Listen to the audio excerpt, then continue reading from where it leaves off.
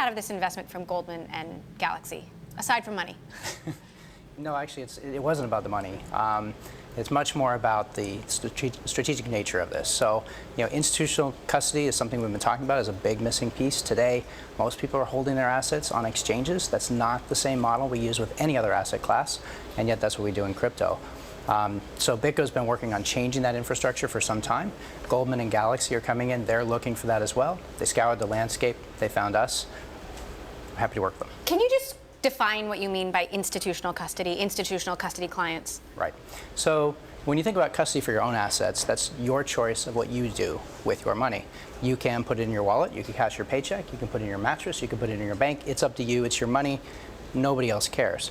When it comes to institutions, they're holding other people's money.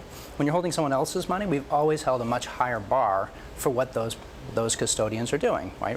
We want to know that you're not going to cheat, you're not lying, you're audited, you've actually got the assets. So custodians help with that problem. How many clients do you have at this point? Over 300. We're a global firm, so there's over 100 exchanges around the world that use BitGo wallets. And then the latest form of the product around custodianship is really more about hedge funds and things like that. Now, we've seen Goldman slowly increasing its commitment to Bitcoin after initial uncertainty. What does Goldman get out of this? Goldman is a very different company, right? They've been the financial services powerhouse for decades, and their ability to move into this space requires a lot more than it does for the smaller companies. So it's going to take a while. They are a bank.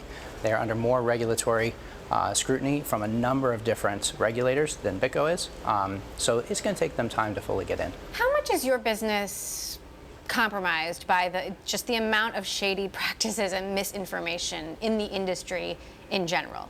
Well, part of the challenge for the entire industry is to figure out how to get the word out that it's not just about that. We actually can create safe money. We have the best form of money ever created with digital currencies, and we can take that forward. So we are a regulated company, actually, out of the Division of Banking in South Dakota. We have all of the same rules in terms of customer identification, AML, KYC, et cetera, that any other custodian would be subject to that's holding other asset classes. We're doing that same thing for digital currencies. Do you think the market's going to turn around? Is it low right now? I think it's definitely low right now. There's no doubt it's going to turn around. The real question is when. When? When do you think? I don't like to guess on that because you can be right, you can be wrong. It doesn't really matter. We're in this for the long term. The fact is that Bitcoin has opened our eyes to the idea that digital currency can change the way we move money. You can move money around the globe 24 hours a day, 7 days a week at almost no fee with no counterparty risk. And you've never had that before. What's your objective? Would you sell the company? Would you sell it to Goldman? We're trying to make an impact in the world, actually. I mean, it's not about sales. No, I don't want to sell it to Goldman.